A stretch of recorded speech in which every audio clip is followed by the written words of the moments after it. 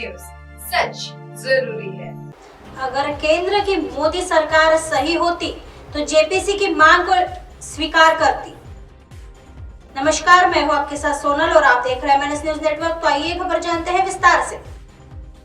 सांसद रद्द होने के बाद राहुल गांधी जी को बंगला खाली करने का नोटिस भेजने पर कांग्रेस के नेता सीधे प्रधानमंत्री नरेंद्र मोदी जी पर निशाना साधने लगे हैं। बुधवार को शहर में आए पार्टी के राष्ट्रीय प्रवक्ता गौरव वल्लभ जी ने कहा कि अगर केंद्र सरकार सही होती तो जेपीसी की मांग को स्वीकार करती। ऐसा न करके सरकार ने देश के लोगों को संदेह का अवसर दे दिया है कि दाल में कुछ न कुछ काला जरूर है। गौरव वल्लभ जी छावनी क्षेत्र स्थित एक होटल में पत्रकारों से बात कर रहे थे।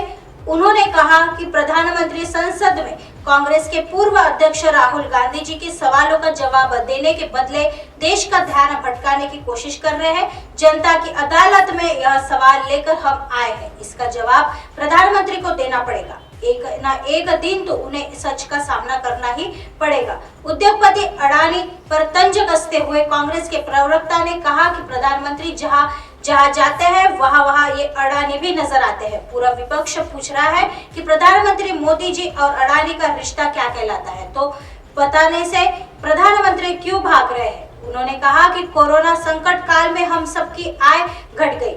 उस समय देश में एक व्यक्ति तेजी से बढ़ रहा था जो दुनिया का 600 नंबर का अमीर आदमी था, वो दूसरे नंबर का अमीर हो गया।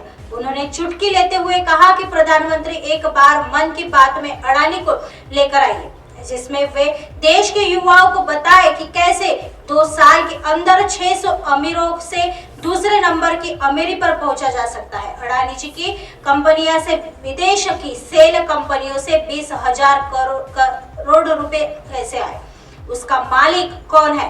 विदेश से अडानी को कॉन्ट्रैक्ट दिलाने में आपकी क्या भूमिका रही है। ऐसे सवालों का जवाब देने की जगह कांग्रेस नेता राहुल गांधी को निशाना बनाया गया है। गौरव वल्लभ जी ने कहा कि जिस देश के पूरे इतिहास में जो अधिकतम सजा आज तक किसी को नहीं हुई, वह सजा राहुल गांधी को सुनाई दी गई।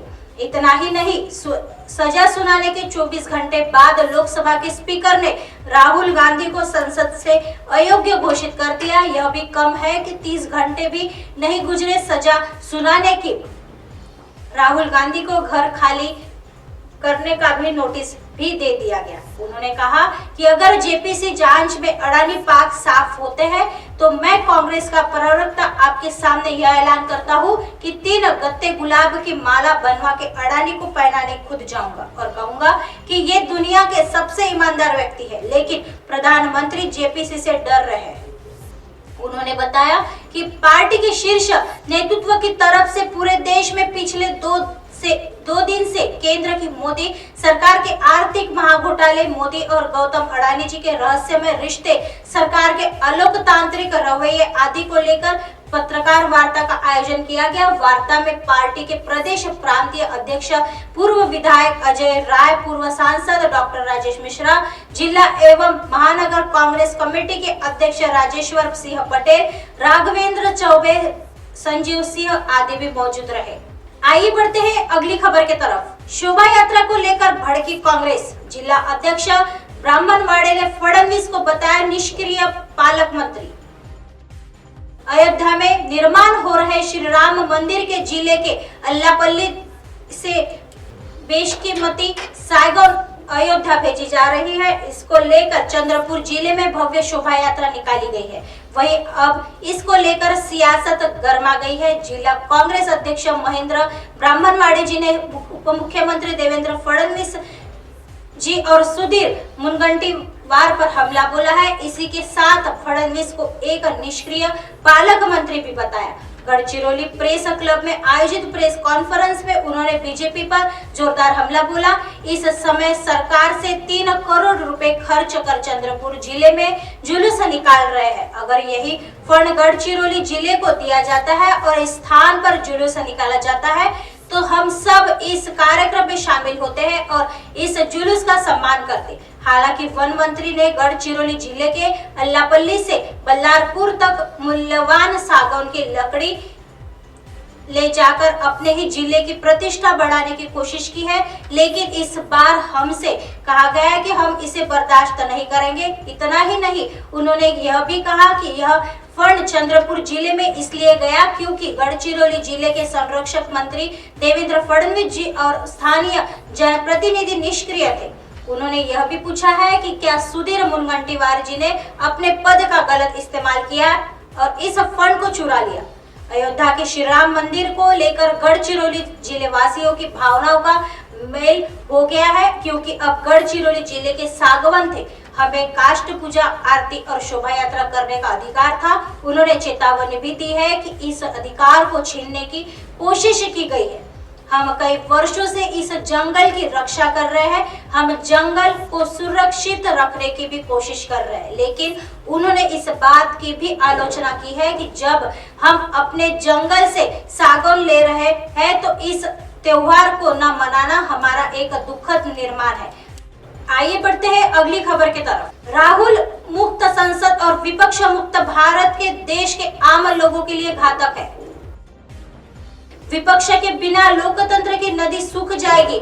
हर सरकार गलती करती है और गलतियां होने उन्हें सुधारने में कोई शर्म नहीं है, पर जिन देशों में एक ही दल और उसके सुप्रीम नेता को ही लोकप्रियता और जन समर्थन प्राप्त हो और विपक्ष कमजोर या गायब हो, वहां इस सरकार और नेता की कोई गलती आपदा का रूप ले लेती है। गुजरात के एक न्यायालय द्वारा संसद में विपक्ष के नेता राहुल गांधी जी को महानाने के लिए दोषी पाए जाने के बाद उन्हें संसद से निष्कासित कर दिया। पिछले कई वर्षों से प्रधानमंत्री नरेंद्र मोदी जी के कांग्रेस मुक्त भारत बनाने का इरादा जाहिर करते आए हैं। कांग्रेस के नेता और संसदीय विपक्ष के मुख्य नेता का सदन में अयोग्य घोषित किया जाना उसी इरादे की दिशा में एक बड़ा कदम है। विपक्ष का सबसे मुख्य राष्ट्रीय दल कांग्रेस मुक्त से भाजपा का मतलब विपक्ष मुक्त भारती है। राहुल गांधी कांग्रेस के मुख्य नेता होने के बाद इस संसद में विपक्ष की शीर्ष नेताओं में एक है। संसद के राहुल मुक्त होने का सिर्फ राहुल गांधी या कांग्रेस पार्टी या विपक्षी दलों का नुकसान नहीं हुआ है, सबसे बड़ा नुकसान देश के सभी लोगों को, भाजपा के सभी वोटर सहित हुआ है। प्रधानमंत्री नरेंद्र मोदी जी और उनके साथी भाजपा नेताओं ने बार बार विपक्ष की अवहेलना की है, मतभेद को देशद्रोह बताया है, विपक्ष की जीत को दुश्मन देश की जीत बताया है, आंदोलन करने वालों को परजीवी और विध्वंसकारी विदेशी विचारधारा के वाहक घोषित किया है और विपक्षी राष्ट्रीय और प्रांतीय दलों के खत्म होने की और भाजपा के एक तरफा शासन की भविष्यवाणी की है।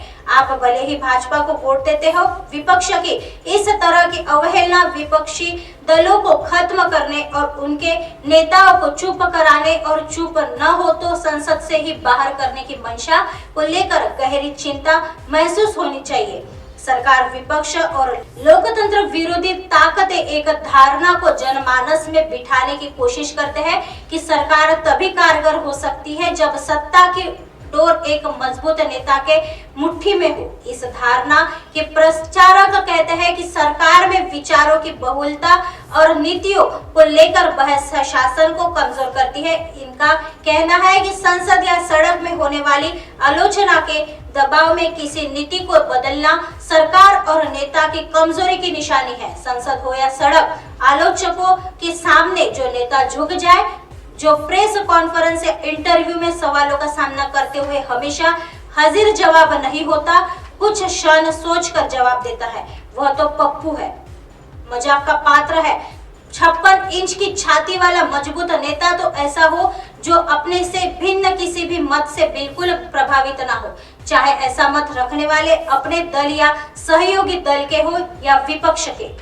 ऐसी खबरें फिर लेके आएंगे इसी समय इसी जगह, तब तक देखते रहिए MNS न्यूज नेटवर्क। नमस्कार।